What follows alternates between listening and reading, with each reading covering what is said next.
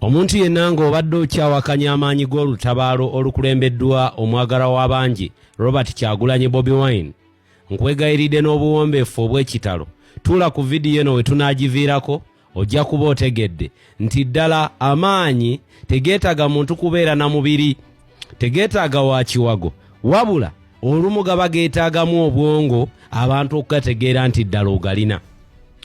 Mwenna mukimanyi nti kuviira ddala mwaka gwa 2020 Robert Kyagulanyi Bobi Wine abadde ajja ateeka ku nninga abakulu abali mu gavumenti ng'abalangira obutawa kitiibwa rule of law oba mateeka ag'eggwanga agaabagibwa mwaka gwa 1995 era baalaba kibayitiriddeko kati ne batandika kunoonya triiki mpya ng'effujjo likoleddwa ne litabayamba, intimidation neekolebwa neetabajuna, okangakanga no creating a fear mitima gy'abantu nga bayita mu kuwamba, mu kutulugunya n'okukola ebikolwa ebitajja mu lujjudde lw'abantu byonna ne babikola ne bitabajuna.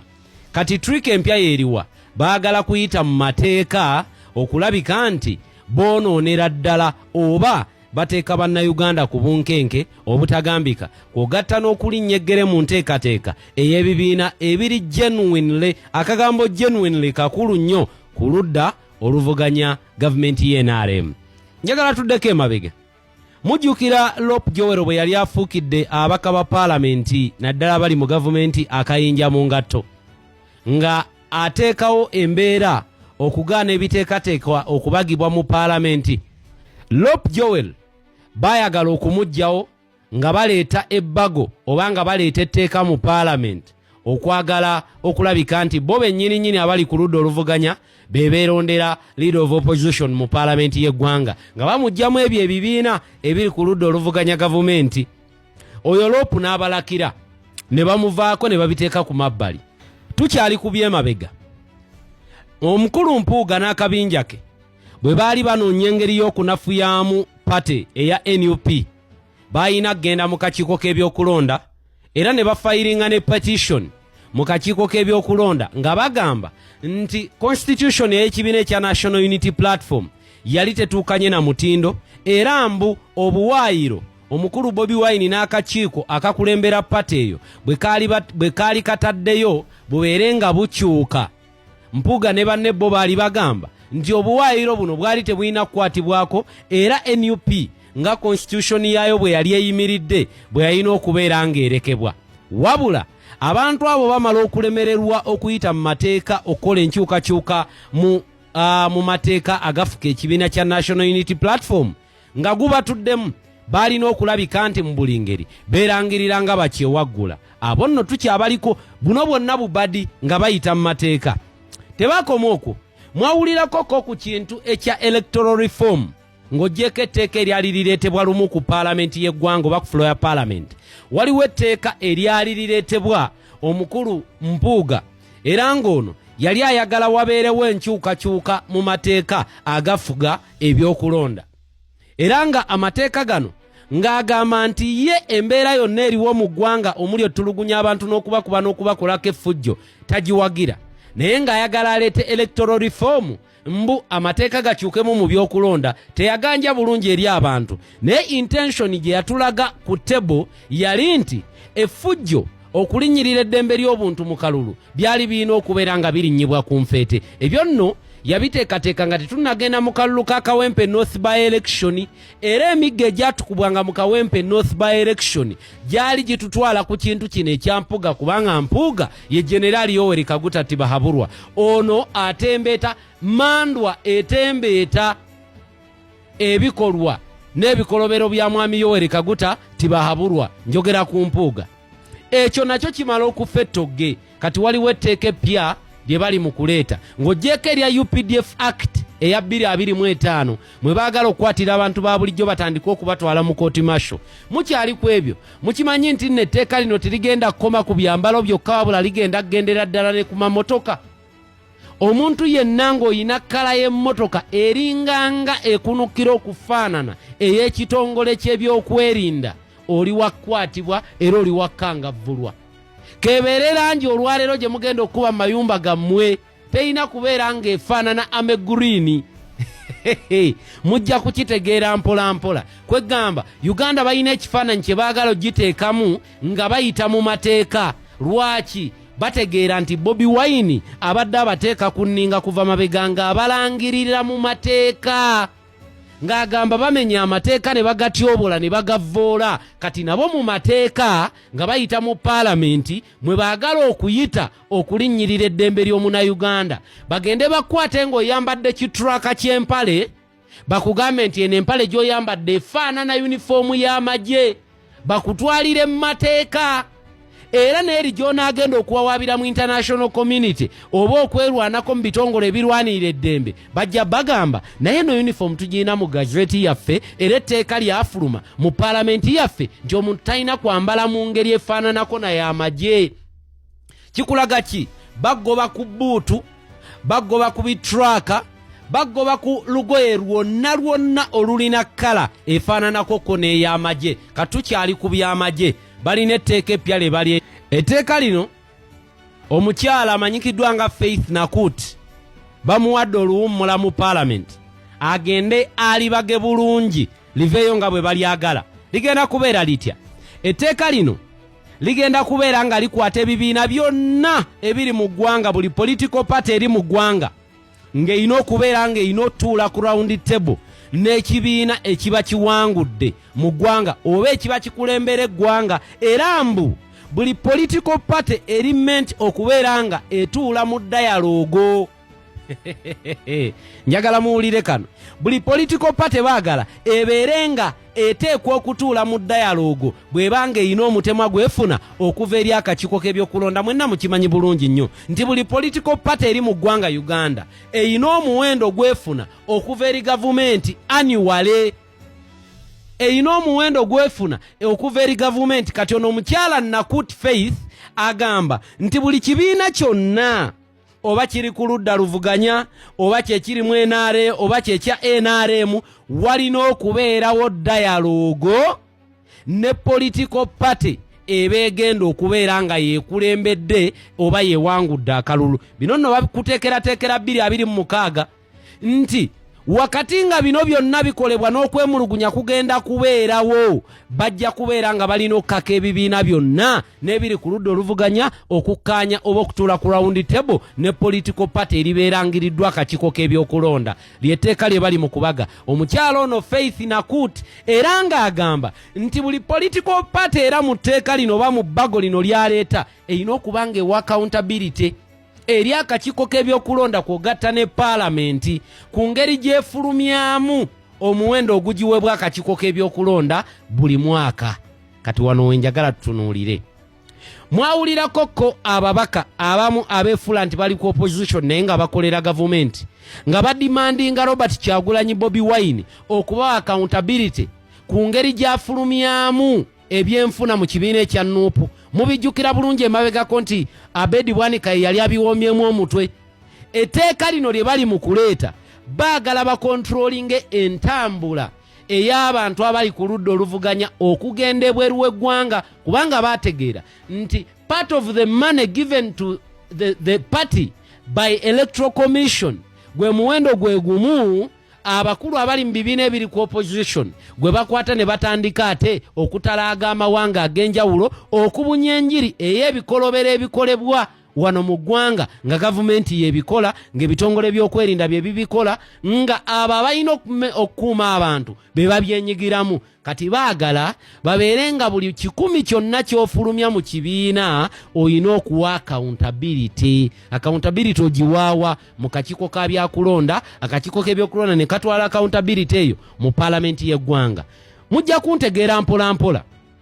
Omukyala Nakut etteeka lyali mu kuleeta oba ebbago lye bamuwadde oluwummulo gendo teekateeka lyakuyingirira nteekateeka ey'enkyukakyuka, lyakuyingirira olutabaalo oba revolution, kubanga nkugambye bategedde nti kati buli kimu balina kikolera mu mateeka kyebava bakuleetedde UPDF Act luli omuntu abadde atwalibwa mu kooti masho ne mwemulugunya nti omuntu wa bulijjo atwalibwa atya mu kooti masho atalina yadde akambe effumu maama akakofiira obukofiira aka redi maama ovule ya redi kati leero baagala kuyitira ddala mu mateeka bakukwate ovunaanibwe mu mateeka nga tewali yadde n'agenda okukununula buno nno bubonero bulaga ki ngenda kudda mbabuulire katuve mu vidiyo y'omukyalo ono Nakuti ng'abannyonnyola etteeka lino lyali mu kuleeta. Unfortunately, in the current amendment, the existing law, without the amendment, there is no regard for the kind of political party that we have.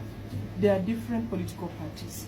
We have political parties that are represented in parliament, but we also have political parties that are not represented in parliament. The amendment seeks to consider both, but with clear definition and with clear mandate on how the Consultative Forum will deal with political parties that are represented in parliament, and also another hand which will deal with political parties that are not represented in parliament. Now, on the money that is allocated through the Electoral Commission every year for political parties, that money is voted for political parties that are represented in parliament. A budget of around 35 billion every year for political parties. There is a reason why the National Consultative Forum was created, as it highlighted in the Act.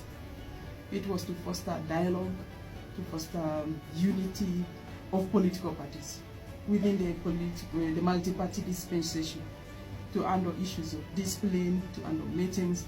Unfortunately, in the current arrangement, the National Consultative Forum and the Electoral Commission itself cannot effectively control or even support or even discipline political parties. If for example, they report what transpired in the recent by-election, you report to the Electoral Commission, there is no means on which the Electoral Commission can fight or even take action, even if there is money.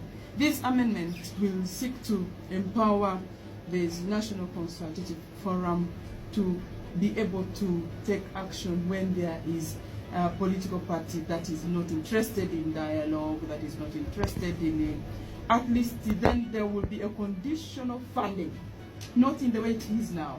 As it is currently, all political parties that have members in parliament receive a certain amount of money, whether you attend meetings for dialogue, whether you are or not, you just receive like that. In fact, it is like a donation which you don't even want. There is even no regard for you to reject it as it is now. But if we do this amendment to this bill, a political party will have to elect whether they can be a member of the National Consultative Forum. And when they be a member, they will have to comply with the rules of being a member. There should be dialogue when there is a disagreement between party X and party B. There should be a mediation kind of. In the current state, olwaleero gwe abadde agamba nti Kyagulanyi munafu ebyo byoli mu kulaba bye bali mu kubaga babibaga lwa Kyagulanyi pressure gy'abataddeko era gwe munnayuganda lye yabadde aweddemu hope ng'ogamba bannange ffe tetulabawo nkyukakyuka enkyukakyuka ejja kubanga bino byonna bye bali mu kukola birina kulaga nti ate bo bakutya nnyo n'okkira ggwe bw'obatya bw'obanga obadde okyeraliikirira abakulu abali mu gavumenti nti bakitalo tuula ne mukati ogambe bano tubalina kuba amateeka gonna ge bali mu kuleeta n'enteekateeka yonna gye bali mu tteekawo yakulwanagana ate na ludda lubavuganya abaali badde bagamba nti katulwane tukolere abantu kati bali mu kuttunkana ludda lubavuganya nakugambye eggulo nti abakulu bano amaanyi gonna bagamalira kati mu kunafuya ludda lubavuganya ate nga batunuulidde pate emu ya NUP tebatunuulidde bibiina birala balinganga batuleetera feeling nti bulijjo tetulinamu opposition mu ggwanga mpaka NUP bwe yajja balinganga batulaga nti no bulijjo tebabadde nababavuganya era abo bonna babadde babavuganya nga weebali babadde babulimba babadde bakolagana nabo kuba amaanyi nga bajjeyo mangi ku nuupu eryanyi nga bataddewo lingi ogenda okulaba mmaje enkyukakyuka by the way ne leero waliwo enkyukakyuka mu byambalo by'ebitongole by'okwerinda. Ekitongole ekya Uganda Police olwayo kirangiridde uniform endala gye kigenda okwambala. Wandyekangirawo nga uniform ebadde yambalwa abannuupu, leero bagenda giwa ekitongole ekyo. Wandyekangirawo nga n'ab'ebyokwerinda bagenda tandika okwambala overall. Ekyo mukirindirire mukirabe. Mugenda tandika obbalaba nga bambala red beret. Mulinde temulaba nti wabaddewo red beret ya military ng'efaanana bulala. Wallahi wagenda kujjayo red beret ng'eyambalwa bitongole bya Uganda Police. Mulinde mu bbanga eritali ddene, kuba leero balina mu kukola nkyukakyuka mu byambalo byabwe okulwanagana n'ebyambalo NUP byeyina. Ne bakugamba nti ne Kawunda mbi olw'okuba balabye nti Kyagulanyi ajambadde n'anekaanekana n'aginyumiramu. Ne bakugamba nti Kawunda mbi toyina jjambala era kive okulaba ng'ojambadde. Uganda tuyina ennaku. Naye mbagambye nti ewali omukka tewabula muliro. Bino wembiraba nnyongera gguma bugumi. Obunkenke buli in and out. Era nabagamba nti gwe atamanyi kiri Ntebe gwajja okutenda generali okubeera ow'ekitalo. Era ne yamuwa erinnya liri mbu Ssaabalwanyi. Gwenda utinga erinnya we yalijja oba ddala yali alaba nga ligwanidde omuweebwa. Ssaabalwanyi ng'atidde nnyo, amaanyi nga gamukendedde, amaanyi nga gamukeereye. Eryanyi libadde lingi nga balaga nti tebalina kye batidde, naye kati bali mu kunoonya nga bayita mu constitution ngeri gye bakwatamu Kyagulanyi mavumbavumba. Amateeka gonna mugenda gabaga, naye amateeka ge muli mu kubaga mugenda vva mu gavumenti nammwe gabakwate bwe. Nkiddamu, amateeka ge muli mu kubaga mugenda kuba mwakava mu gavumenti gabakwate bwe. Gabajimbe yinuka. Ekyo nkibabuulira. Kubanga temugenda beerawo olubeerera. You're forgetting one thing. Leero we muli mwe mufuga mwe mu controllinga, naye enkya wagenda beerawo mulala. Ate omulala agenda okubeera ku mateeka ng'agoberera ago gwennyini mmwe ge mweteereddewo. Bw'aba tabayambye naye n'aleeta enkyukakyuka n'agaleeta nga gafevaringa buli munnayuganda. Naye buli tteeka lyonna lye mubaga leero, like it or not, ligenda tuuka liba affecting libatunuulire. Awo gwe yatubaga kati naawe kutufiiringeko. Wano we baali baleeta etteeka ku ttaka, bannayuganda n'ababaka ba paalamenti twabagamba bannanga ettaka mwali badde temuleeta biteekateeka ku ttaka. Twawulira Kayihura lulinga akaaba ng'agamba faamu ye bagitwala. Naye nga lwaki obudde bwe baalina okubeera ng'ebiteekateeka bino biyita mu paalamenti nga babikontrolinga baabumala mu ggulirirwa, baabumala mu kulya mu kyoja mu miro kuva mu gavumenti eya Mwami Tibahabulwa. Nabo bwe badde eno ku mabbali amateeka ne gabakwata we bajjukirira ne bagamba nti nga twakola bulanda, etteeka lino tetwaliyitaddeko mukono. Kati leero buli mbaka wa paalamenti agenda oggula ettaka, waliwo omutemwa URA gwetwala nga tonnabafuna kyapa. Ffenna mugamba tetuli ba victim. Mwababaga amateeka naffe be mugabagira, ffenna gatukwata kimu. Ate nammwe munaavaayo gye muli gagenda kubatomerera eno ebweru mugafuneko kopi. Badde nda muganda waffe Shama nga nnyonnyola ebimu ku bintu olwaleero ebiriwo ebitadde gavumenti ku nninga, na lwaki Generali Yoweri Kaguta Tibahabulwa yali badde akukuta n'ayiwa ab'amagye ku nguudo, lwaki yali badde ateekawo pressure buli wamu okulaba nti amateeka mu paalamenti gabagibwa kumukumu n'okomyawo etteeka lino ery'amagye oba UPDF Amendment Act oba UPDF Amendment Bill 2025. Amateeka nga gano gonna gabagibwa kulinnya mu nteekateeka ya revolution. Naye nga tetunabagenda mu katambi kano, njagala ojjukire nti tuwagiddwa Sheikh Ashraf omulombi w'edduwa. Munoonyeko ku namba ye weeryawo gwe naayina embeera muyite etali nnungi, akulombera eddwa embeera ejja kubeera ng'ateefuuka malidaadi. Teweerabira nti era tutambudde ne Enric Contractor akugamba nti ekintu kyonna ekikwatagana ne painting, plumbing, kwogata ne construction work kyonna akikumalira ku bbeeyi entono ddala. N'olwekyo tokerewa munoonyeko ajja kubeera ng'ate abikolerako bunnambiro. Njagala okimanye gwali eyatuwulira nti wano we tukutte tetulina kuta, ennyanja ettira kumpi na lukalu. We tuli gye tuvudde yeewala, wano tuliraanye we tulina okutuukira ku lukalu, tubadde mu makkati g'ennyanja. Kati bwe tuba nga tuli ku lukalu we tulina okugirayo amaanyi gonna n'ag'omu buto. Katugende mu vidiyo eno tuddiŋŋanemu eddako. Events zino ezigenda mu maaso tuzenga tuzisomako ebbanga ddene kubanga bagamba nti foreign policy zino we zinatandika okureactinga mugenda kuziraba reaction yazo kubanga nabagamba ebintu bye basomesa byonna birabibwa biri seen utegere ekintu kino naye ate ekintu ekisinga okunnyumira then eno egende bakomuleti mulekerawo okwetema amaganzi nkiddamu mulekerawo okwetema amaganzi n'empayipayi nga mu interpreting ebintu bye mutategeera nsaba busabi abantu bano bakyadde ku kitebe kya NUP basooka ku kitebe kya NRM nga twakava mu kalulu ka Nalukoola nga twakavaayo bwe bavaayo bazze ne mbaga bajja ku kitebe kya NUP era bagenda kukyalira n'ebibiina ebirala oshegera stage eno gye tuliko nabagamba ba Democrats balina okujja mu Uganda era abasinga bayomba nnyo nga tunaasettero semberera akalulu kakati ate ekintu ekinsesa buli omu akutte kamera agyetunuzaamu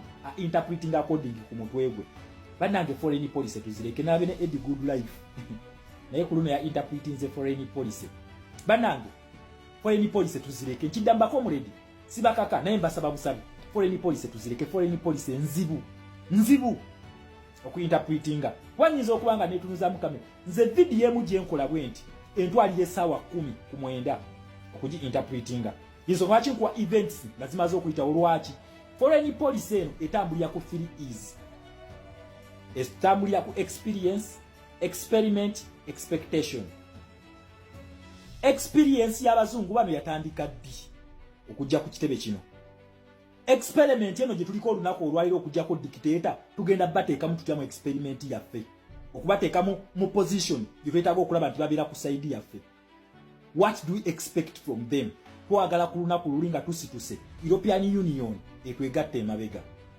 nabagamba foreign policy calls for international intervention all Democrats to rally behind us kibaita foreign policy number 2 foreign policy oba revolution etambulira ku kintu kibaita PSE bakiyita policies system and events babitambulira so gwe nawe batomanye ebintu ebisatu nkusaba foreign policy gireke kubanga egenda kufuulanga fala ate ngo badde oyogera bulungi so bakomuledi mbasaba yes muli nnyo ba good commenters muli ba explainers but we don't explain foreign policy we teach foreign policy okitegera so mbasaba mukakane relax buli department erina abagisobola Shama I'm specializing in foreign policy bino ebintu twabyogerako dda kakati nkunyonyola mu Uganda wetutuuse stage eno mugiraba mulaba musajja ebigambo byayogedde